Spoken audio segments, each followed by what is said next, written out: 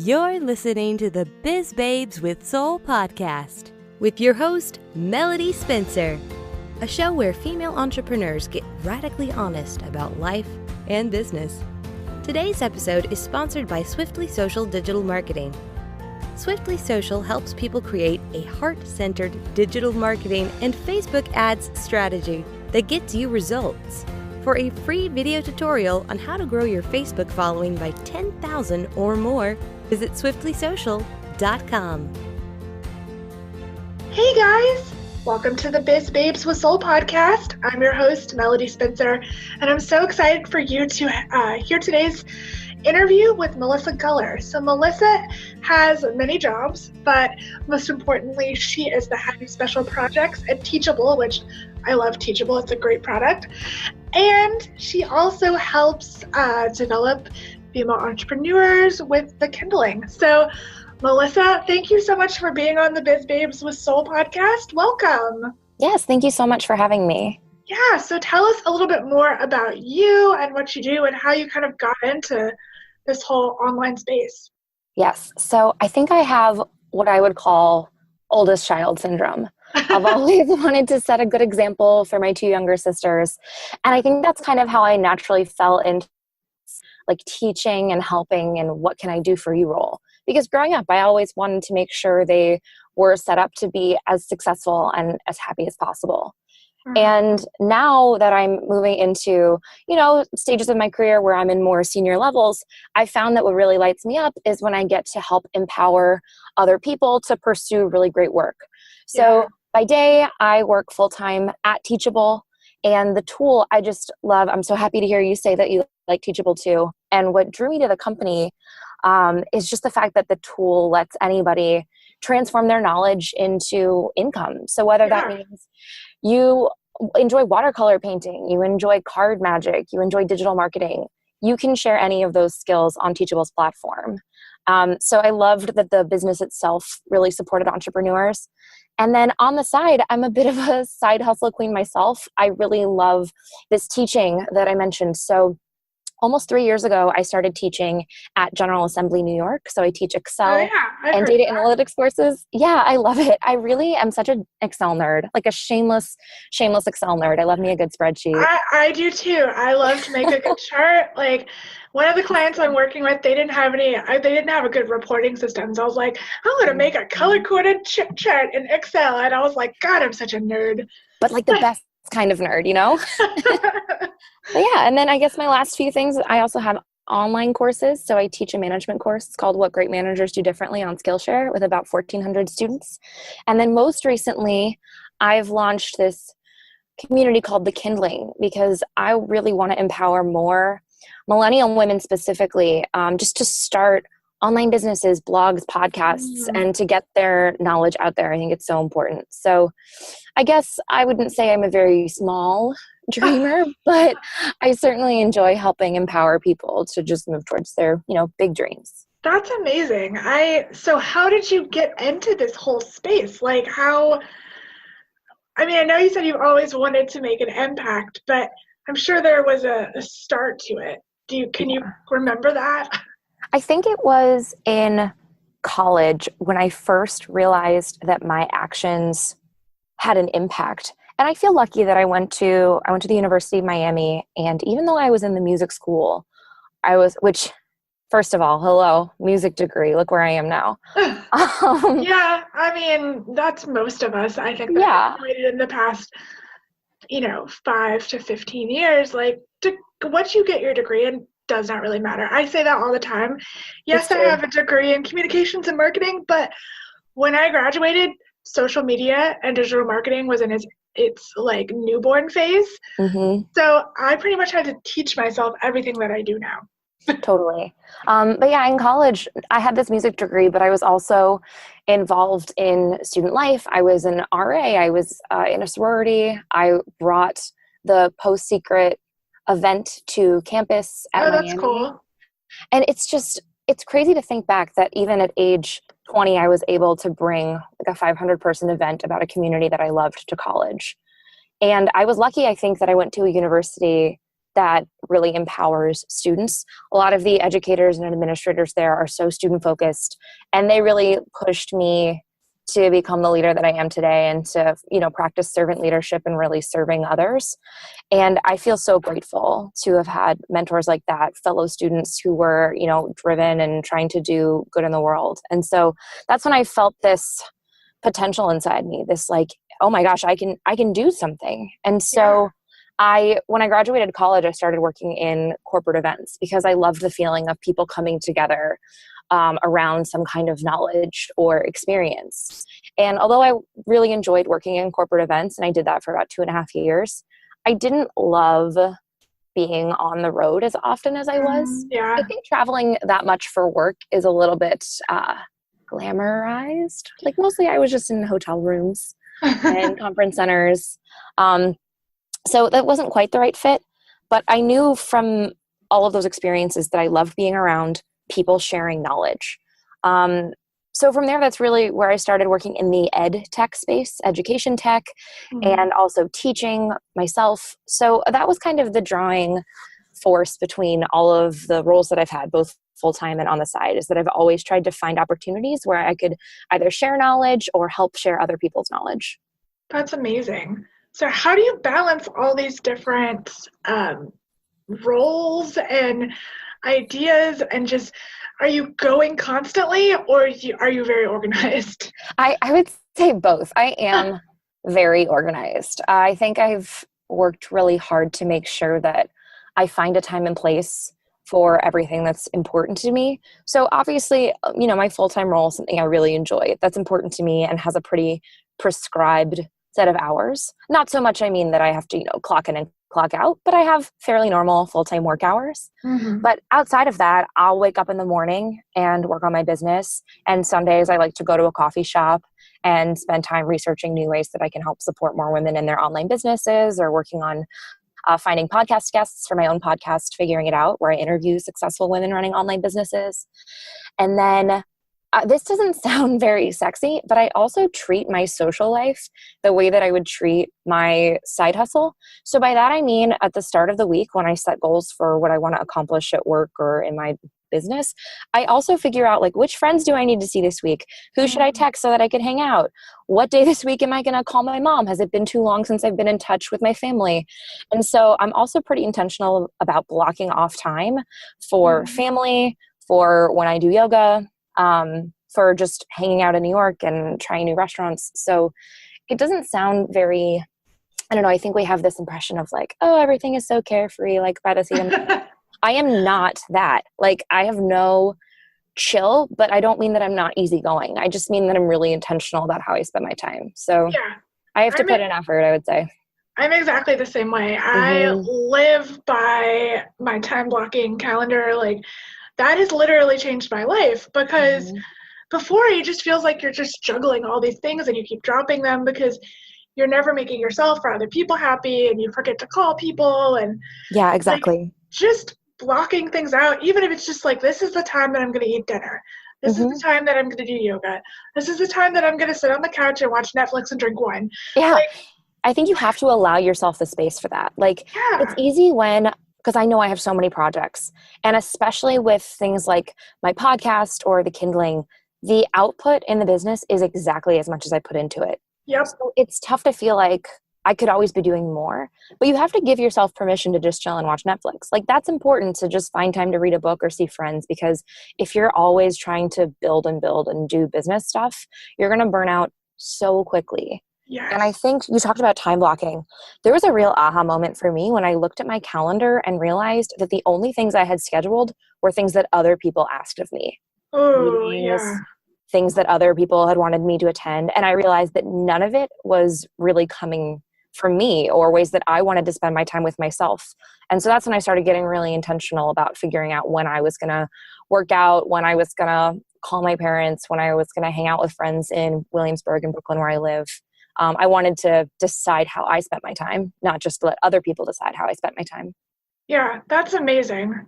So do you consider yourself an extrovert or an introvert? I think I know, but I'm always interested to hear what you think you are. I think you might be surprised. So I would say I'm more of an introvert. And when I was a kid, I was so shy and so quiet. I mean, I would make my younger sister order for me at restaurants. That's the level with which I did not want to talk to humans. And I was just always, nose in a book. I basically just wanted to be Hermione Granger. That was the goal when I was a kid. But now I really made a decision, I would say in college, because that was a time where as a freshman, everybody was new.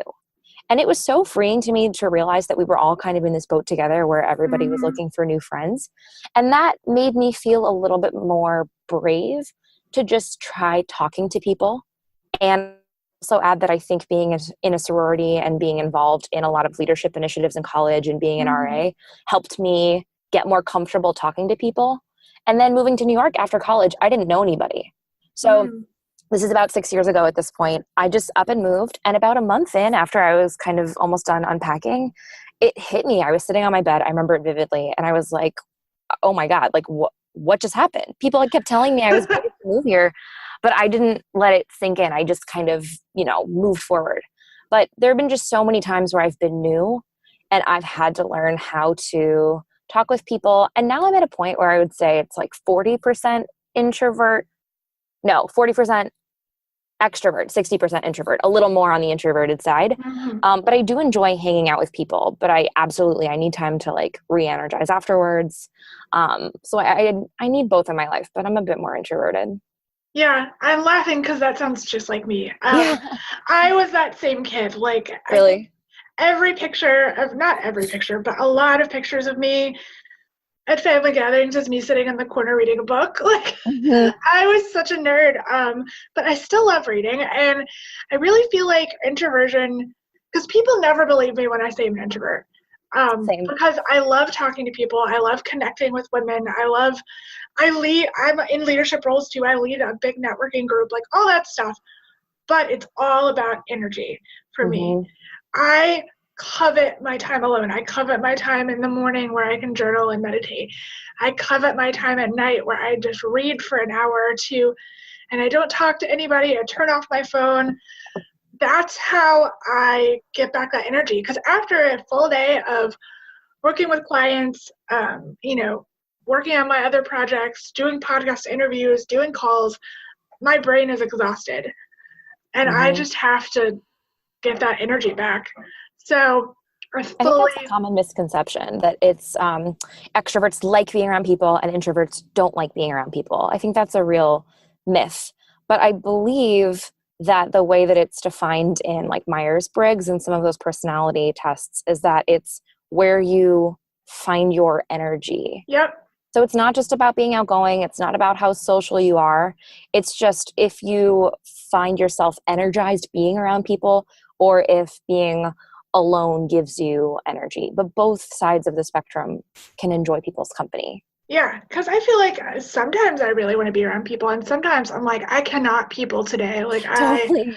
I need. And I think we all need both. Even the most extroverted people I know, they still need time by themselves.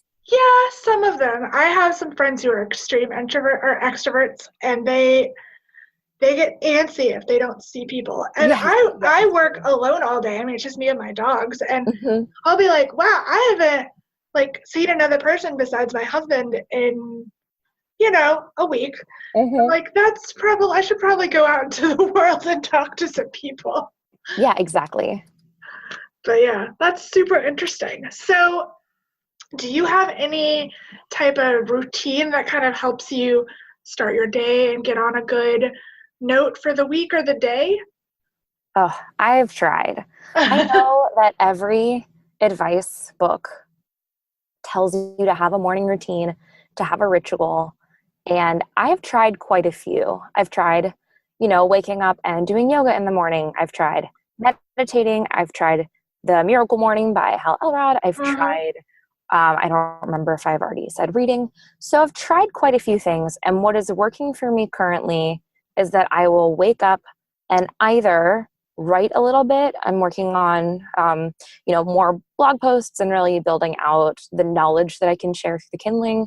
Or I will read in the morning, and I tend to like reading either self-help or business or psychology books in the morning, like starting my day off with some knowledge or inspiration. And then I also really like fiction, and I tend to read those in the evenings or on the weekends. But I don't have a set routine. I know that I should. This is the other thing, is there's so many shoulds in the world of entrepreneurship. Yes. And like, to be perfectly honest, I feel like I'm just kind of trying out different approaches to the morning routine, and have been for like 5 years. And right now it's, the reading or the writing, but we'll see. Ask me again in 3 months. We'll see how that's going. And that's okay, because Yeah. I mean, what I do is I kind of do a combination of that. Like, I wake up and I meditate for like 10 minutes, and then I will write, and then I will read. And so it's kind of a mixture of all that, and it's a good way to like engage your brain in different ways. And I too read like nonfiction or like spiritual or psychology books in the morning, and then I read fiction at night, because fiction is a good way to like wind down your brain, I think, at the end of the day. So I don't feel like you should feel guilty. I've changed my routine so many times. Yeah. And there's some days where I'm like, I don't feel like getting up at 6 or 7. Like, I want to sleep in. I feel like so much. Yeah, I was going to say, I feel like so much of being an entrepreneur or having any project is just the ability to be kind to yourself, because there is no way that you're going to do everything that you hope to do. There's no way it's going to be done perfectly. And that's totally fine. Like, nobody else is doing everything 100% by the book either. We're all just kind of doing our best. And so my overall life motto for most things is like, done is better than perfect. And I always just try to talk to myself and my brain the way that I would talk to a friend. Like, I would never berate a friend for not having a morning routine. And so I try that on myself too. And I'm pretty at ease with the fact that I'm just testing out different morning routines to see what works best for me. But yeah, you can't do it all. But I also hope that listeners don't feel like they have to. Yeah, that's so true. So if you guys feel guilty, don't.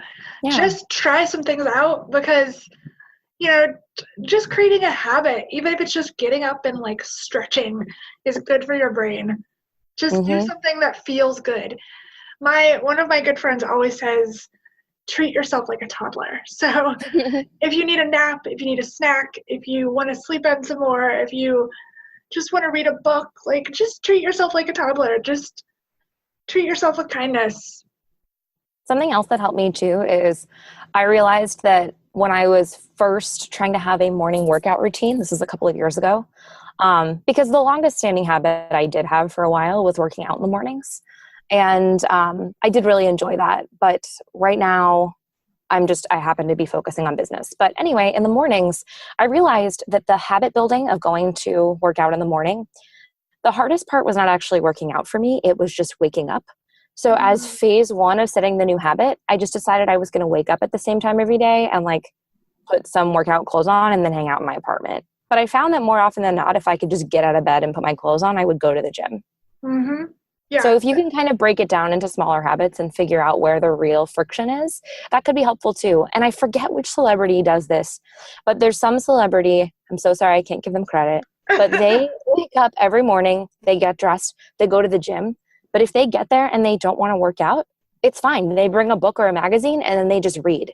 It's the habit of getting up and going that they want to make sure that they don't break. Yeah, so I thought that was interesting. Yeah, that's one of the hardest things for me too, because I just am like, oh, I don't want to get up and do it. I know I should. And it's back to all those shoulds. It's like you said, there's so many shoulds as a female entrepreneur.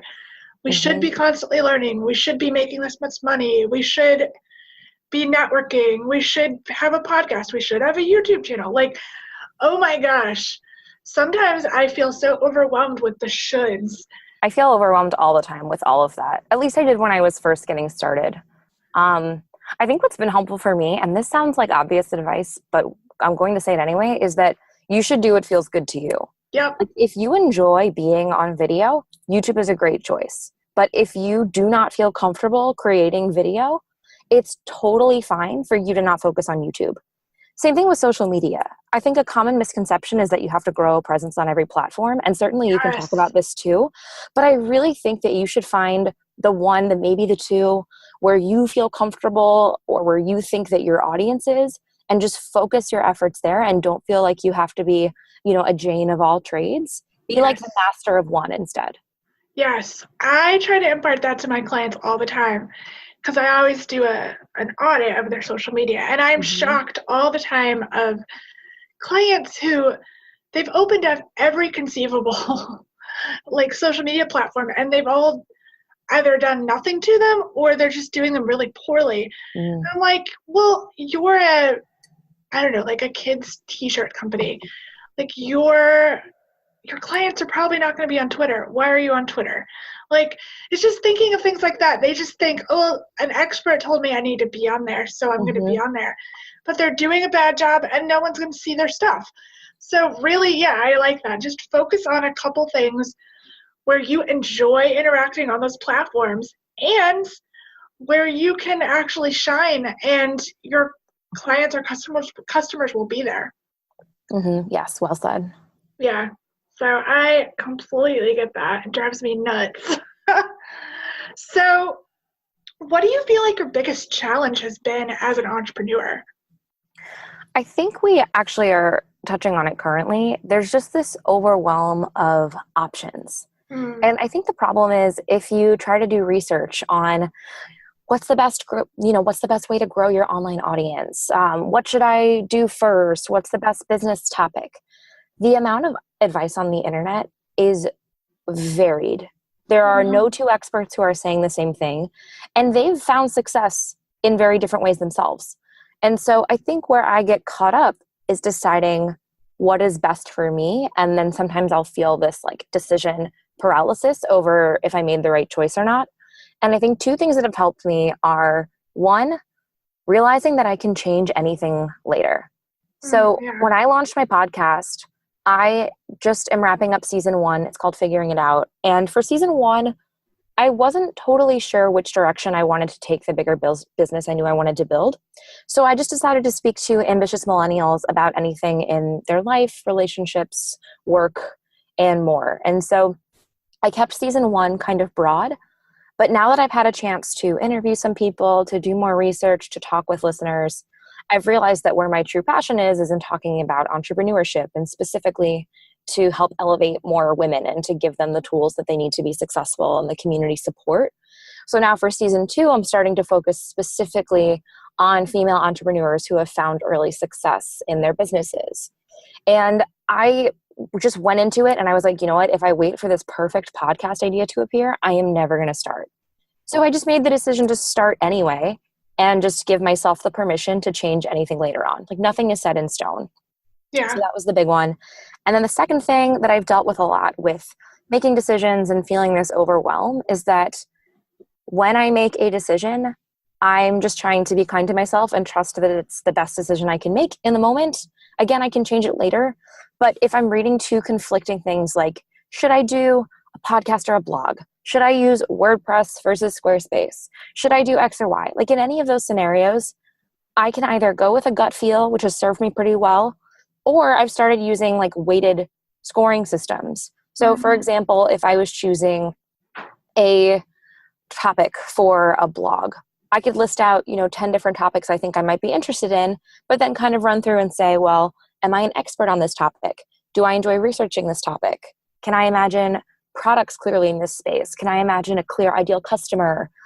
Is this something that I have connections in? I mean, I could list on and on, but having that kind of weighted scale would help me narrow down a topic, because I found that my well-intentioned friends who are so supportive and so wonderful, most of them are not starting online businesses. Yep. And most of them are not my target customer. Yep. So helping or listening to them, I should say, was they're wonderful for support, but not necessarily great for like business advice.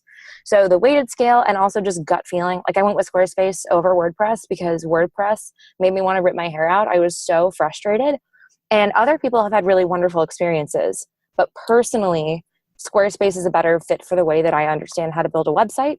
And so that was the right choice for me, regardless of what any online article recommended. Yeah. So yeah, the overwhelm is huge. And I would say, to recap, the first one is just like, know that you can change things later. And the second is like, do what feels right for you, no matter what the internet says. Yep. Those are all so true, because the amount of information makes me want to pull my hair out too. It's really overwhelming. And that's when most of my clients come to me and they're like, I just did hours of research and I still don't know. And I'm like, okay, that's when you hire an expert. That's when you say, please take this over because I don't really know what to do and I'm wasting time and I'm not making money because I'm trying to figure this stuff out. I know. What challenges are you dealing with currently? Can I turn and ask you? Yeah. So my biggest challenge is, so I keep telling people, so I've been doing this for 6 years on my own. And this has been both the greatest year of my business and the hardest because I'm really trying to up level. And I totally shifted my focus from being, like you said, a Jane of all trades.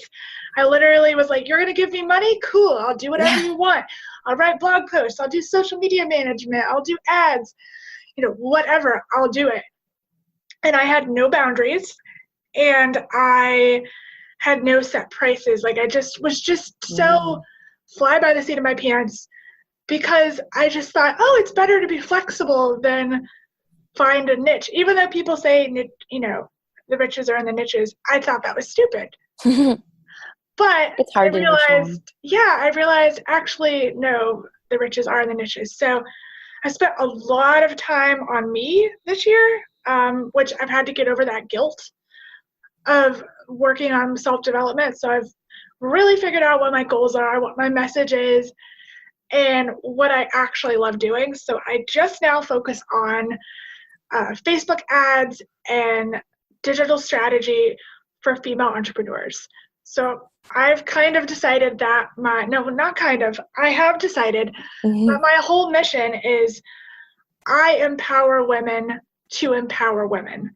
So I help women successfully speak about their messages and what they do so they can help other female entrepreneurs and other businesses grow and do good for the world. And that just makes me happy. It makes my soul sing. And yeah, the biggest challenge has been, I think, kind of getting over my fear of success. As I've gotten more and more recognition, more and more growth, more and more money, bigger clients, I've had to get over that imposter syndrome that not all of us, a lot of women struggle with. Because I think, well, who am I to, have this when someone else has been working so hard? And that doesn't mean that other women doesn't have a seat at the table or can't get there. It's just, right now it's happening for me. And I need to own that and step into that confidently, just like a man would. Yes. No, I totally agree with you on the imposter syndrome. And I think what is often challenging is I'll look around and see that there are so many successful women doing things that are extremely similar to what I'm doing. Yeah. And I can't help these doubts. They creep in and it's like, who am I, Melissa, to do this when somebody else is doing such a good job? Like, why wouldn't women just go to her? And the thing that I keep coming back to is that I have a unique perspective. I have a unique way that I talk to people. And nobody wouldn't, if I was a restaurateur, like I wouldn't not create a restaurant just because other restaurants existed. People like different food. They like different experiences. They live in different places. They like different price points even. So I just keep trying to tell myself that there's plenty of room for all of the women who want to empower women or build communities or support women building businesses, blogs, podcasts, whatever it might be. But it's hard to let go of. I think it's really easier maybe than ever in 2018 to compare yourself to others. And it's very tough to kind of put that to the side and just say, I'm going to focus on being my best version and there's room for everybody at the table, like you said. It is. It's hard. I left 200 Facebook groups. I was in so many. You were in 200 Facebook groups? Yes. I was. Oh my God. I had like a visceral reaction of anxiety to hear. I know. I just left 200 of those like a week or two ago, and now I'm in 20. I'm only in paid Facebook groups, like ones that are like I did courses of, or they're from like the coaches I'm working with, that kind of thing. I'm really being intentional about where I put my energy, because I would literally scroll through Facebook and it would just be like ad, self-promotion, women being like, look how great I am. And I was like, oh, should I be doing that? Or is that sleazy? Like, it was just this constant barrage of feeling like I'm not good enough.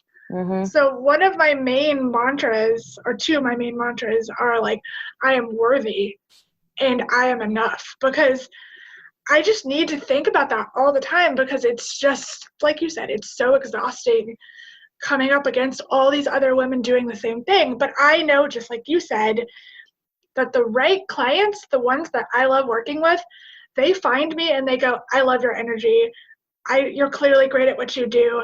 I have to work with you. It's not a struggle. It's not, let me price compare and wiggle on the prices. It's, they are ready to do the work when they come to me. I love that. And I love too that it's like a focus on what we are doing instead of worrying about what we're not doing, and unfollowing all those Facebook groups. I've talked with friends about something similar, which is that they used to mention things like almost hate following people on Instagram, which was a new concept. I used to do that, and yeah. I totally and stopped. it's so tough. And like the best comparison I can make is that when I was trying to eat healthier, because living a healthy lifestyle is important to me, I stopped bringing ice cream and snacks into my home. I would still go out and eat ice cream when I was just, enjoying time with friends. But if I bring snacks into the home, I will eat them. If you follow people on Instagram, you will see them.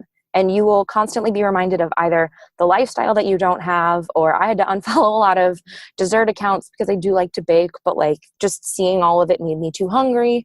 Or with the Facebook groups, you just see all of these people and there's a certain kind of energy in the free groups that is kind of draining, self-promoting kind of energy that I'm personally not super fond of. Yeah. And so I love your recommendation of just like remove yourself from the situation, unfollow people relentlessly, unsubscribe from emails, remove yourself from the Facebook groups, just put yourself in situations that have the kind of energy that you want to have yourself.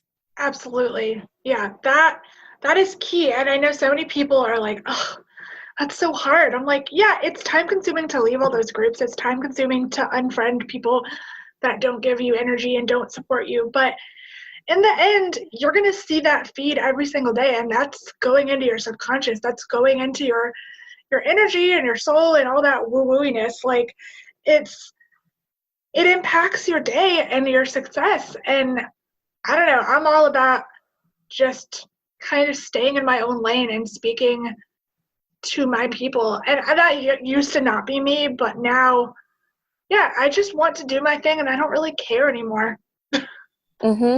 Yeah, it's tough because like you said, it takes a little bit of effort to remove yourself from any of those situations.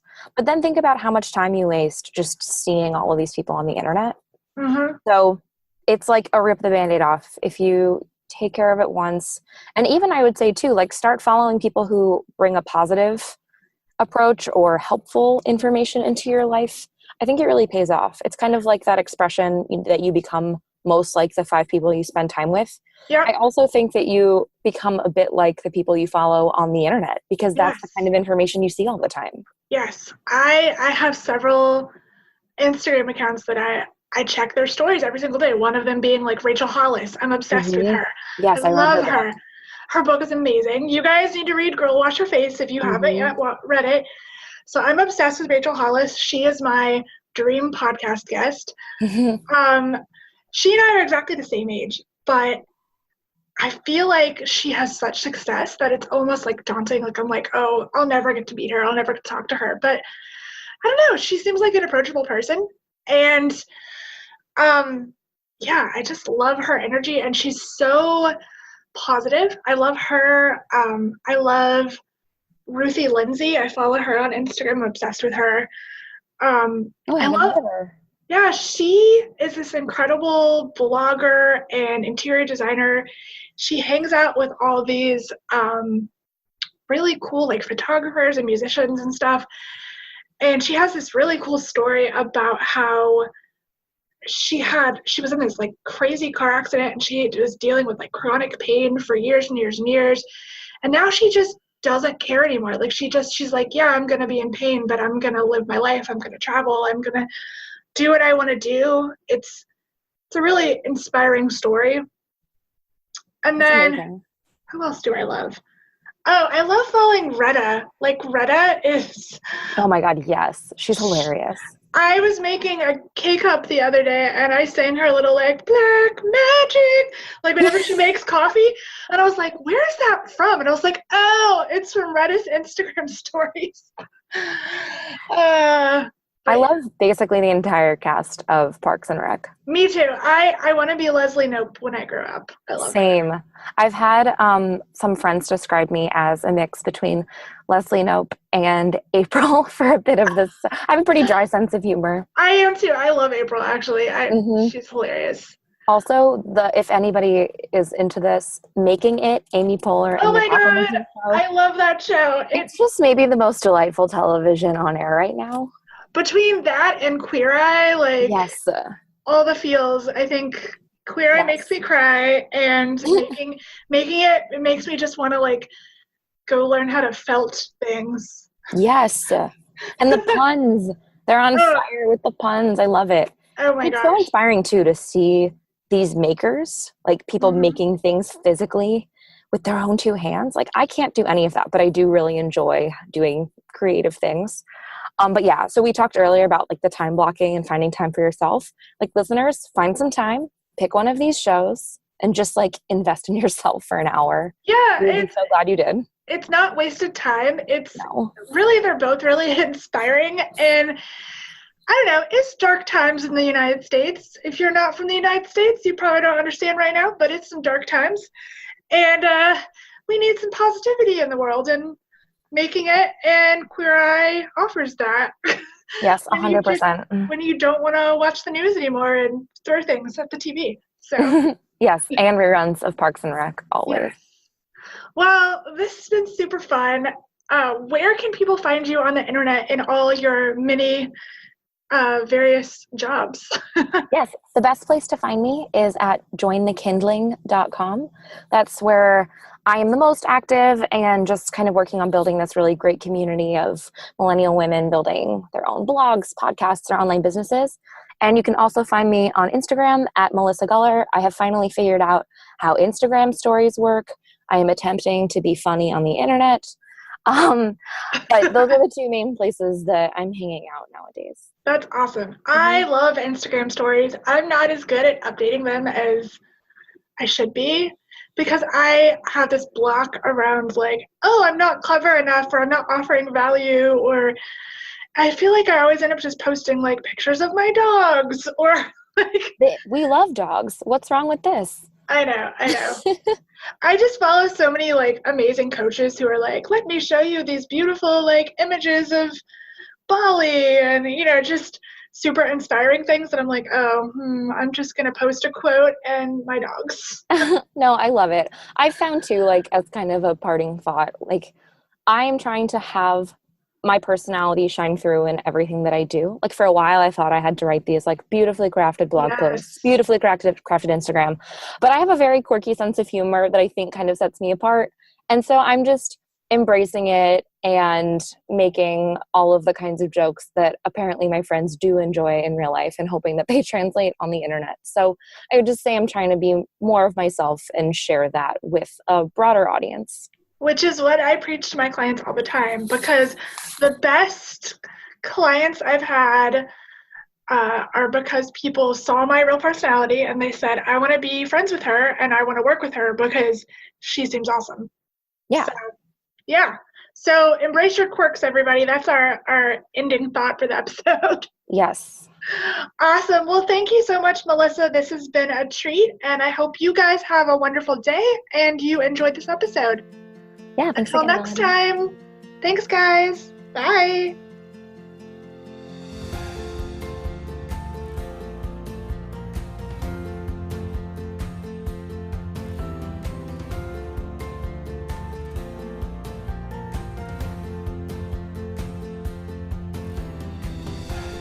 Thank you for joining me for the Biz Babes with Soul podcast. Don't forget to like, subscribe, and share with your friends.